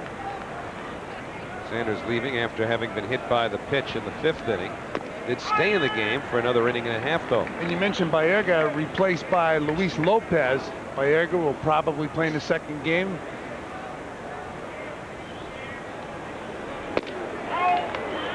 Here's what happened to Reggie Sanders back in the 5th inning. Hit right on the hand by that pitch from Bobby Jones. There was no room for that ball to hit the bat. And that's on the outside corner. 2-2 now to Steins. Steins got off to a fabulous start for the Reds this year. We were talking about the importance of Ray Ordonez defensively still in the ball game. And Alfonso has time to set. Another 1-2-3 inning. Bobby Jones has now retired 9 in a row, dating back to that Reggie Sanders hit batsman. New York Mets baseball is brought to you in part by Nissan, who remind you that life is a journey. Enjoy the ride. Last of the 7th, 7-1 New York. Bobby Jones, with those 7 runs in his hip pocket and the 6-run lead, takes a strike from Danny Graves. Graves born in Saigon, Vietnam. Gets that one down to first. Sean Casey takes it himself. Graves was born in Vietnam. Shortly after the ceasefire, they stopped the hostilities, end of January, beginning of February 1973. And Graves was born in August. of that year. Grew up in Ohio. And the Reds got him from the Cleveland Indians, a deal that sent John Smiley along with fielder Jeff Branson to Cleveland. Brian McRae, who had a run-scoring double in the 5th, fouls the first pitch back. Now they say managers are managing a couple of innings ahead of the ball game, and right now Jack McKeon and Bobby Valentine know they're in lineups for the second game. Sometimes they make alterations. They usually know the lineup prior to the first game for both games. Well, Jack McKeon may have to do some improvising later in the week. Originally, the plan was to start Mike Remlinger on Thursday night, but he strained his groin in one of the games against the Cubs this weekend and may have to miss the start. McKeon says he may give the whole start to the bullpen. Larkin charges. That ball had a lot of action on it, but he throws McRae out. We talked about Ray Ordonez as a shortstop. Barry Larkin, very good. Maybe a step shorter than Ordonez defensively, but he's one of the best in the game. McRae gets jammed here. Larkin charges this ball and short arms it to first base. Now, Larkin's the type of guy, as you watch him make that play, you like to keep him in both games because of his bat. Question is, can his back, his surgically repaired neck, withstand that kind of afternoon and evening as Alfonso takes ball 1. Now, we talked about Ordonez. The Mets feel his defense is like an offense because it saves runs. Instead of driving them in, he saves runs, keeps that ball in the infield. Barry Larkin again, and the side retired. So Danny Graves has retired all 7 Mets that he's faced with a lot of help from Larkin, who's thrown out 3 of them. All right, we go to the 8th inning. The Mets with a 7-1 lead. Now we talked about Joe Morgan, who won a couple of MVPs same time that Pete was in that streak of 200-hit seasons. You had Vada Pinson and Frank Robinson with that 1960 pennant-winning team. You have to wonder about Vada Pinson because he could fly. How about Vada Pinson? But these guys downstairs telling us to go with King Griffey Jr. and Joe Morgan. Sean Casey goes the other way. And Bernard Gilkey puts it away. 10 in a row now, retired by Bobby Jones. Mets have also made a change defensively for the 2nd straight inning, as Rich Becker has gone into center field, replacing Brian McRae. You wonder how a starting pitcher would like it as you look at Rich Becker if Bobby Valentine decided halfway through the game, maybe I'll rest Ray Ordonez for the 2nd game. The starting pitcher might have a fist fight with the manager in the dugout. As long as he could be reasonably assured he's going to get enough offense. Lenny Harris, the pinch hitter for Danny Graves. 1-0 to Lenny Harris. Oh, Bobby Jones with another good outing in the first game of this doubleheader. Boy, you know what? Speaking of Lenny Harris, who's facing Jones right now, Butch Huskey couldn't say enough nice things about Harris. Remember earlier in the year, we showed you Harris in the Reds dugout giving Butch the business when Butch was slumping, at Shea Stadium in April, all the way back to April. And I asked Butch about that, and I know Matty Loughlin spoke to him about it too. I said, well, you guys don't seem to have anything in common in terms of your career path, where you grew up or anything like that. 3-1 to Harris. And Butch said, no, he said, when I first came to the big leagues, Lenny Harris just went out of his way to be nice to me and to strike up a friendship. And Butch said he's a very special person. And Cincinnati Reds get a little something out of Harris right there as he sneaks one by Olerud. And now Huskey comes up with the ball, but he has no chance to throw Harris out. So it's a pinch double for Lenny Harris.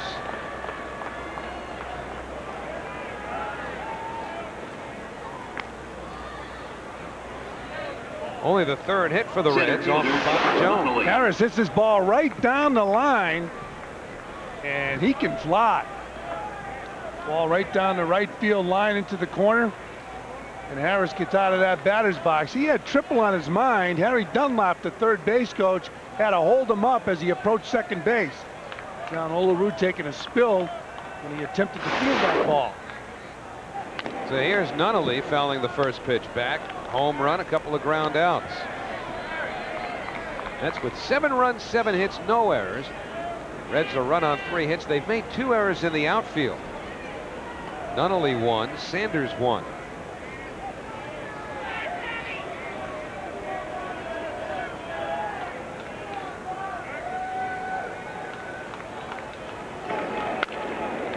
serve the other way. And Jones in front, 0-2. This is game one of a Twi-Night doubleheader. In the nightcap, Brian Bohannon, who's pitched very well for New York this year, will face Scott Winchester for the Cincinnati Reds. Bobby Jones just hit the century mark in terms of his pitch count.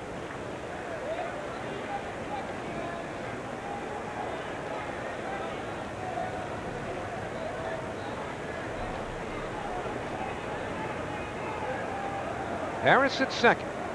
And the breaking ball gets Nunnally. Well, he's had a good curveball throughout this ball game. When he would miss with the curveball, he would miss in a location that they couldn't take advantage of it. But when he throws it and it's on, look at the break on this ball, right out of the strike zone. Another look at Nunnally chasing that ball. Nunnally hit a home run, but it was on a fastball. Now it's Larkin, who's 0 for 3. Mentioned earlier how Larkin went in to look at some video last week during a rain delay when he was in the throes of a 2 for 44 batting slump. Well, he decided, looking at the video, that he'd open his stance so he could see the ball better, raise his hands, and he's been hot ever since. Hits that one well. Deep right field. Huskey to the wall. That's a gunner. So Larkin keeps his hot hitting going with his third home run of the year. Now has 19 RBIs, and the Met lead is reduced to 7-3. So it was as simple as all that. Open the stance, raise the hands a bit, and now Larkin is Larkin again.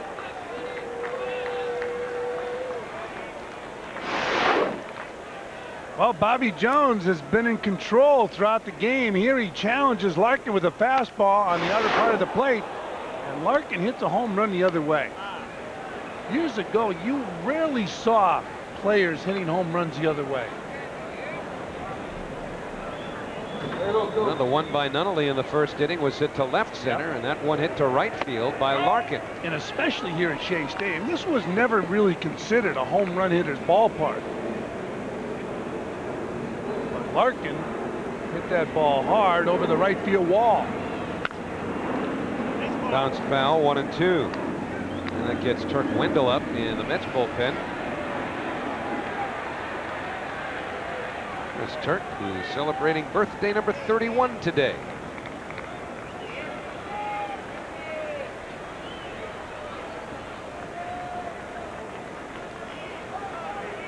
It'll be a 1-2 to Dimitri Young, and the breaking ball wasted. I mean, he just did get a piece of it. Good pitch to Dimitri Young. Same pitch that Nunnally swung and missed. Bobby Jones featuring that real good curveball. It was such a big break, it bounced, and Dimitri Young chased it. And that's hit deep to right field. Down the line, if it's fair, it's gone. But it's a foul ball. You know, you saw him chase the bad breaking ball, and you just saw him crush a fastball. With that in mind, breaking ball.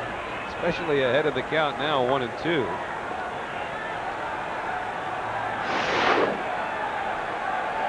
Instant replay on the fastball, even though it was a foul ball. Good swing, and Dimitri Young crushed it into the green seats. Just foul. Hook 'em. And the fastball inside and low, 2-2. Bobby's not getting ready for the anthem. It was just a net or a fly of some sort.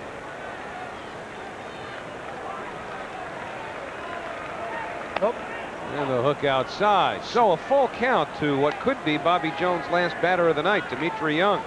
That curveball slipping out of Bobby Jones's hand.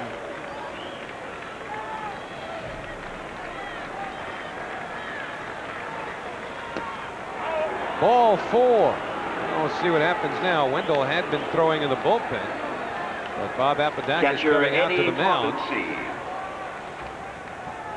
No indication immediately from Apodaca as to whether or not Bobby Jones is through. It was his third walk issued. Ed Taubensee, a left-hand hitter, coming up. And Bobby Apodaca going out to find out how Jones feels, whether or not he can continue on. And Bobby Jones really hasn't closed out many of his starts. They usually go to the bullpen. Well, it doesn't figure he would take him out now because Dennis Cook just got up, and with a left-hand batter in Taubensee scheduled. He's asking Castillo, how's he throwing to get him out? And when the pitcher is looking you right in the eyeballs, you got to tell the pitching coach he can still get him out. If you're going to rupture a relationship if the pitcher wants to stay in the game and you turn to the pitching coach and give him one of those lines out of Bull Durham.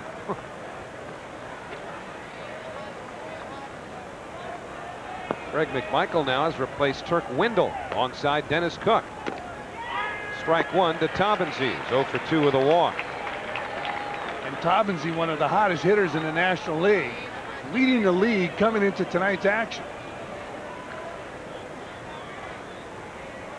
And he can hit the long ball.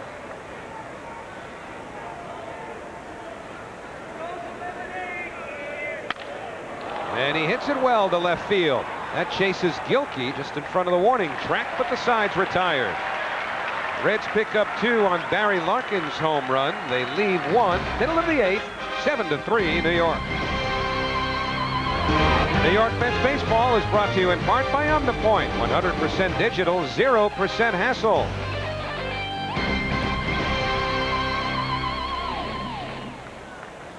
Mets take a 7-3 lead into the last of the 8th inning.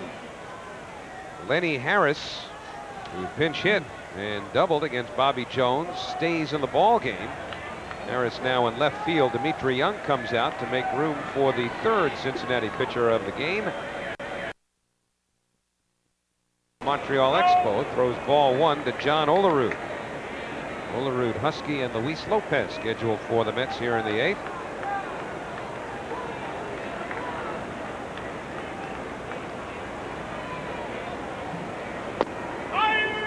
That's a strike, 1-1. Brett Tomko started, went 4 2/3, gave up 7 runs on 6 hits. Danny Graves came on to relieve him and was perfect, retiring all 7 men that he faced. 1-2 now to Olerud. Gabe White certainly had his problems this year. Made 3 starts, 1 against the Mets in Cincinnati.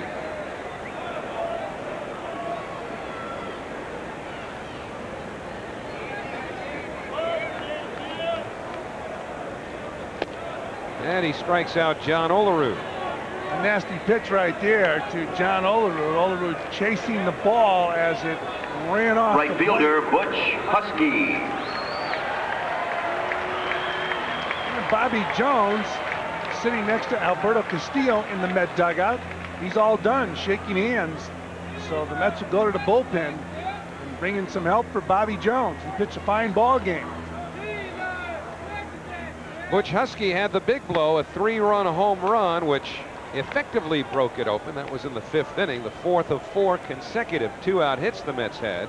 He just missed a home run earlier in the game. Ball beat him inside. He crushed the home run. And he hits that one the other way for a base hit. So Butch 2 for 4. That ball was hit right there. It was hit hard to right field, but the ball he crushed is our Coors Light play of the day. Watch this ball jump off his bat over the Omnipoint sign here at Shea Stadium. So Butch Huskey crushing that ball. Butch the team leader with 21 runs batted in. Luis Lopez up for the first time as he replaced Carlos Baerga defensively in the 7th inning. Carlos went 1 for 3. 0-1 to Luis.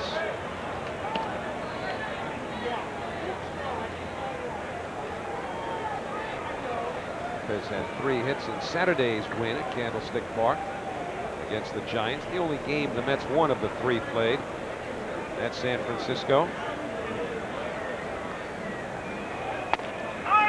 Fastball, 0-2 to Lopez. Bernard Gilkey still trying to get going offensively, waits on deck.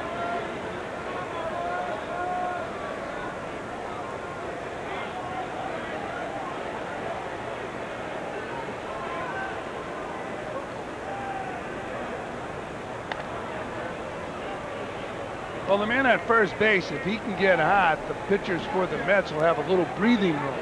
One swing of the bat, like in this game today, puts 3 runs on the scoreboard. And it's a different atmosphere when you go out there to pitch with some runs behind you. 0-2 to Lopez is hit in the air to short left. Lenny Harris, the company from Jon Nunnally, but Harris makes the catch for the second out. Left fielder, The Mets pitching staff started the game today with a major league leading 3.08 ERA. They've pitched under pressure most of the year so far. Very few runs, very few hits. Mets scored some runs on the last homestand when they faced Arizona and St. Louis, but reverted to their offensive struggles on the West Coast when they won just 2 out of 7. When you look at that West Coast trip, they could have reversed that record out there with some hitting. Gilkey still looking for his first hit since coming off the DL. He's 1 for 19 since, and in a 1 for 23 slump overall. His average has dropped down to 258. Remember, he doesn't have a home run yet. Bernard with 9 runs batted in. And Bobby Valentine dropped him down to the 6th spot in the batting order for this game. Willie Green short hops Boone, and he held on. A lot of Willie Green's throws have been adventurous, but Brett Boone with a nice pick gets the Reds out of any further damage, so we go to the 9th. New York Mets baseball is brought to you in part by your Tri-State GMC dealer. It rained very briefly during this first game of our Twi-Night Doubleheader at Shea Stadium, but the Mets trying to close out a Game 1 victory as we go to the 9th inning. It's 7-3 New York, and Greg McMichael will come on to relieve Bobby Jones. And once again, Bobby with a solid start following up a strong performance in San Diego. Yeah, that's uplifting for the Mets, having Bobby Jones back-to-back good starts, throwing good strikes, and today had a real good curveball. So Greg McMichael, not in a save situation with a 4-run lead, will face Brett Boone, Willie Green, and Chris Steins here in the 9th inning. Really, it's 3 good starts now for Bobby Jones. The one against Arizona prior to the San Diego game. As Boone bunts, McMichael up with it, 1 man away. The start against Arizona was on its way to being a pretty good one, but then the rain came and Bobby Jones was done for the rest of that night. And Brett Boone right there trying to bunt for a base hit. It's great when it works, and when you're thrown out at first base, you second guess yourself for the next 5 minutes.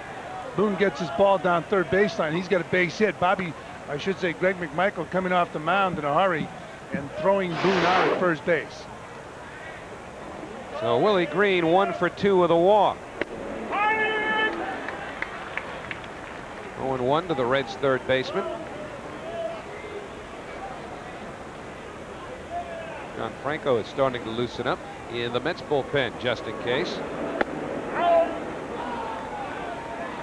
1-1 to Green.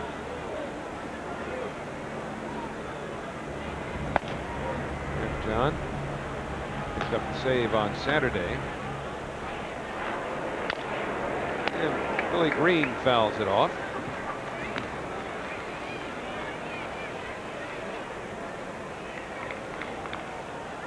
John Franco with that save on Saturday, now tied with former Mets reliever Jeff Reardon for 3rd all-time with 367. Jeff Reardon, Neil Allen came up together. Looked like the Mets would be setting the bullpen for a long time. And Green is hit by McMichael. Looked like he lost that ball. It's been a tough ball game for the Cincinnati Reds. They lost Reggie Sanders, and now Green gets hit on the elbow. right fielder Chris Steins. Steins. Doing that very often. He usually has pretty good control. Plus, he doesn't throw that hard. Watch Green's reaction. It looked like he lost that ball, or, I mean, there's no way if he's going to try to get hit, he's going to get hit trying to get hit with the elbow. You know what? He didn't try to get out of the way of that ball. I don't know if that's intentional or not, but I don't think he had any idea how close that ball was to his arm. He's still ready to hit here. He must have lost it. Had to lose that ball, because you're not going to stick your elbow in the way of a thrown baseball to get on first. And a fastball to Chris Steins, 1-0. Willie Green's had all kinds of throwing problems anyway, so getting plunked on the elbow might not matter a whole lot. Some of his throws have been downright adventurous. Even the one that ended the 8th inning when he short-hopped Brett Boone at second base. I know you mentioned it as a short hop. That was a legitimate, true hop. It wasn't even a short hop. That was a bounce ball to second base. It was a nice play by Brett Boone. And the fastball to Steins, 1-2.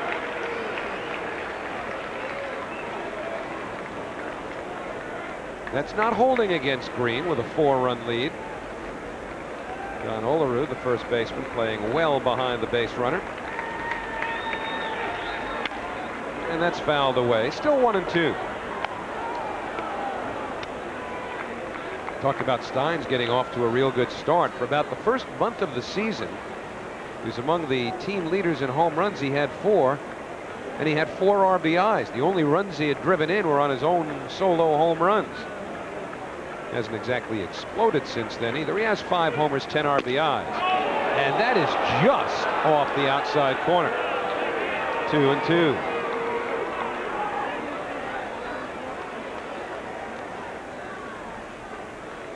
A lot of umpires here at Shea Stadium, and that was off the plate.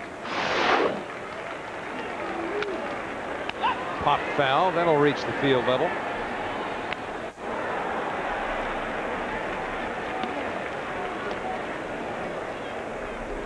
Todd Pratt feeling a little bit better.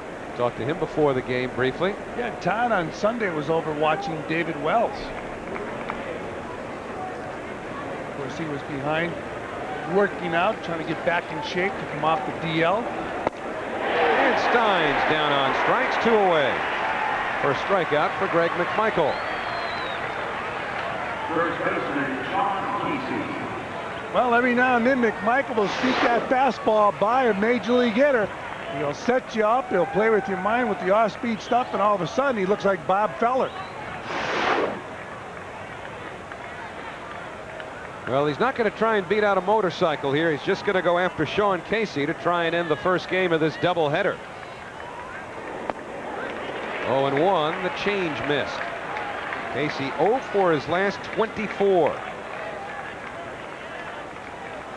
But he had some great credentials in the minor leagues, so the Reds, I'm assuming, will stay with him until he comes out of this funk.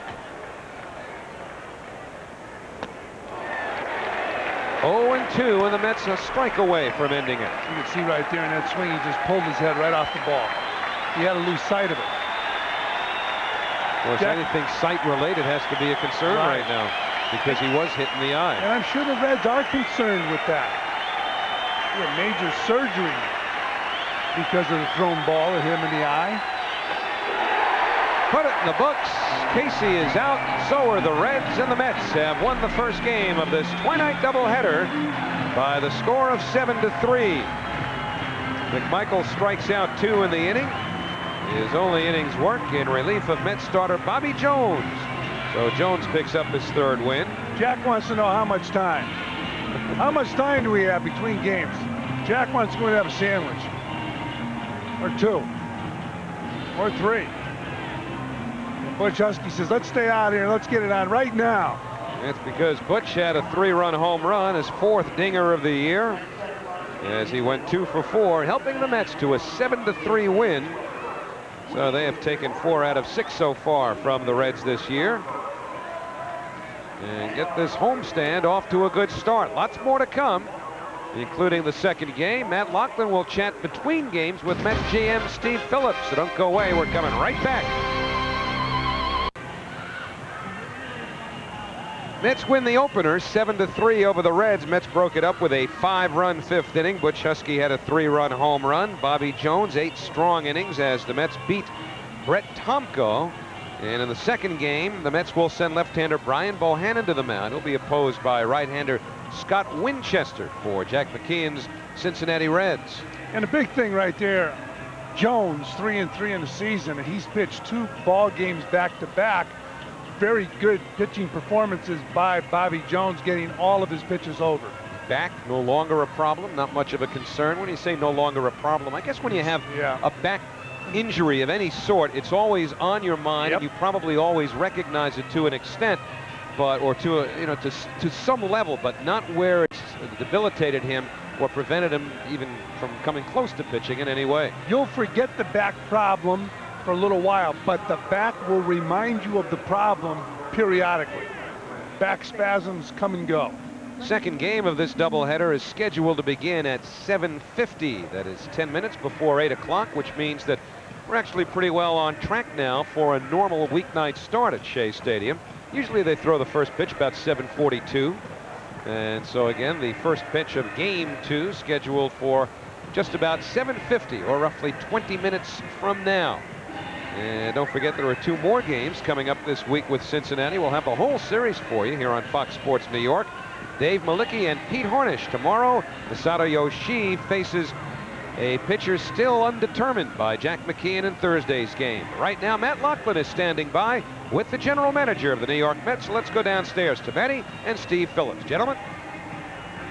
All right, Howie, thank you very much. We actually spoke with Steve Phillips prior to the start of Game 1. Of course, Steve, under the gun over the last few days, particularly about making a deal in order to bolster the Mets offense. They came off that 2-5 road trip in which they scored just 16 runs tonight. Of course, in Game 1 of this twin bill, the offense okay as they explode for 7 runs, 5 in that 5th inning, and they have the 8 hits and they win the first game. But obviously the pressure's on. This team has solid pitching, lowest earned run average in the major leagues, but they're just not hitting the ball. So in speaking with Phillips, we talked about trade possibilities. And of course, the one big name out there moved from L.A. to Florida over the weekend. The general thinking is Piazza's not long for the Marlins. Have you had talks with Dave Dombrowski? And is it possible that at some point Mike Piazza might be wearing a Met uniform? Well, I have talked to David. In fact, I talked to him the day they were going to announce the deal, waiting for Gary Sheffield to sign off on it. And I think they were going to regroup, go home, and kind of wait and see what would happen with Piazza. They weren't rushing to make a deal. For us, Piazza creates some problems in that we have probably one of the top 3 catchers in the game in Todd Hundley. Piazza has stated he'd like to be a catcher still, and if we acquired him, we'd have to consider moving one of those guys to first base. I think Todd Hundley would prefer to be a catcher as well, too. And the issue becomes trading away chips or assets that you have to try to improve your team, to make another deal, and bringing in Mike Piazza, which duplicates probably one of our biggest strengths, having an offensive catcher. So, that's the thing we've obviously had to evaluate and look at, and at this point, I think it's probably unlikely that Piazza ends up in a Met uniform. But isn't that a good problem to have and try to figure out where one guy goes? Isn't it good to have maybe too much offense? Well, it's you never have enough offense. The issue is, how do you get them all in the lineup, and how do you play them? How do you keep them happy? And if you don't keep them happy, then what have you given away and not have it work out? So, those are all things we have to evaluate and weigh and consider when making acquisitions and how we're piecing the team together. And no decisions made in a vacuum. There are aspects of or tentacles to every decision that you have to consider, and certainly a Piazza acquisition would have quite a few tentacles. The team's pitching, well documented, lowest ERA in the National League, doing the job. Has the pressure therefore increased on you as the offensive struggles have gone on? Are you feeling a little heat in the pit of your stomach? Well, I've won. Obviously, we'd like to add some offense. I think that the problem is we've been motivated buyers of offense since the season began, and knowing that we had pitching depth and we're willing to talk to people. I think that finding the match has been the difficult thing, and so our motivation hasn't really changed. In order to make a deal, you have to find somebody willing to sit down and do it with you, so that part of it hasn't changed. I think certainly we're glad to get healthy again. We've been begging more for good health than anything else, and it takes a little bit of pressure off to have to get something done, getting everybody back in the lineup. What's the message to Mets fans who are saying you've got to pull the trigger, you've got to bring some more offense here? Well, I think it's clear we're not sitting on our hands. I mean, we're dialing the phone, talking to different teams, looking to try to find a way to improve our club, whatever way, even if it's to add another pitcher, a better pitcher in some way. So you know, we're making the calls and doing the things we need to do, and we still believe we have a playoff caliber club. We're glad to get healthy. We're anxious for Todd to get back, and we're anxious to talk to teams, see if we can make another deal. If it's unlikely that Piazza will be here, what's the likelihood that a trade with some other club might get done? Are you close on anything? Well, I don't think anything's imminent. I think that we're talking to teams and people are considering. The difficulty's been when I make proposals, I don't get, no, we wouldn't do that, but we would do this. I get, no, we'll think about it. And just the timing is not such that teams are motivated right now to make a deal, it seems. So, you know, we'll keep working the phones and grinding it out and see what we can do. Well, on the All-Star ballot, one fan has spoken, crossing out Dodgers underneath Mike Piazza's name and inserting Mets. And, of course, all Mets fans certainly would like to have his offense in the lineup. Somewhat disappointing to hear Steve Phillips say that in all likelihood it would not happen. It is a good problem to have. You can find some way to get the offense in. The Mets want to go with what they have. They're happy to finally start to get healthy. They're hoping that it can develop into something, but a big bopper would go a long way to aiding that pitching staff, which so far has kept the lid on its emotions regarding the lack of support that they've received this year. Although tonight, the support was more than enough in Game 1 as they win 7-3. Up next, Bill Daughtry at the Sports Desk. Bill Daughtry at the Sports Desk. Mets put one in the win column. They take the opener against Cincinnati 7-3. Let's take a look at the highlights of tonight's first game of the doubleheader out at Shea Stadium. Bobby Valentine, leader of those men in black. Jon Nunnally, he's the leader of the Cincinnati Reds, at least offensively to start this game. He gets the good wood off Bobby Jones to lead this contest off over the center field wall. 1-0 Reds. Move to the bottom of the second now. Mets with 2-1. Alberto Castillo at the plate. Who says he's a light hitter? How about this double down the left field line? That's off Brett Tomko, the Red starter. Carlos Baerga scores. Bernard Gilkey scores. The Mets have a 2-1 lead early in this ball game. Mets would add on in the fifth inning. Edgardo Alfonso back from the DL in the Mets lineup with a base hit off Tomko to center field. Brian McRae will come home. New York extends their lead to 4-1. But Butch Huskey, who got robbed by the rain earlier, well, I tell you what, 2 batters later, he gets the good wood. This one into the left field seats. That's the mezzanine. 3-run homer, his 4th of the year. Mets with a 7-run lead. Move to the top of the 8th now, 7-3. Barry Larkin, that's what he's going to make it with this home run going against traffic. His 3rd of the year. It makes it 7-3. Mets still holding on to the lead. To the bullpen now in the 9th inning. Greg McMichael on, facing the rookie Sean Casey. Have a seat, Mr. Casey. Tag him out, please, Alberto. This ball game is over. New York Mets take the opener 7-3. Early games tonight in the National League. Houston and Montreal. Pete Schurik, the ex-Met, going against Carlos Perez. Game scoreless in the 2nd inning. St. Louis going against Philadelphia down at the Vet. It'll be Mark McGwire looking for a league-leading 18th homer at some point in that game. Pet Kysek and Green, your starters there. Pittsburgh and San Diego also scoreless. Hamilton and Silva with the ball in the 2nd inning at Three Rivers Stadium. Well, the New York Yankees, they're just about ready to get underway at the stadium tonight. It'll be David Cone for the New York Yankees against the Baltimore Orioles. Orioles come to town. They have lost 5 straight games. Doug Johns gets a start for Baltimore. The Orioles begin the night 11 games out of first place in that American League's Eastern Division. Take a look now at tonight's American League scoreboard. Jason Barea and the Miracle Man, Brett Saberhagen, scoreless. Boston and Chicago in the 2nd. Jose Canseco is homered for the Blue Jays. They lead Tampa Bay 2-0. One other American League score? No, we'll have them for you later. Right now, let's take this commercial break on the Fox Sports Network.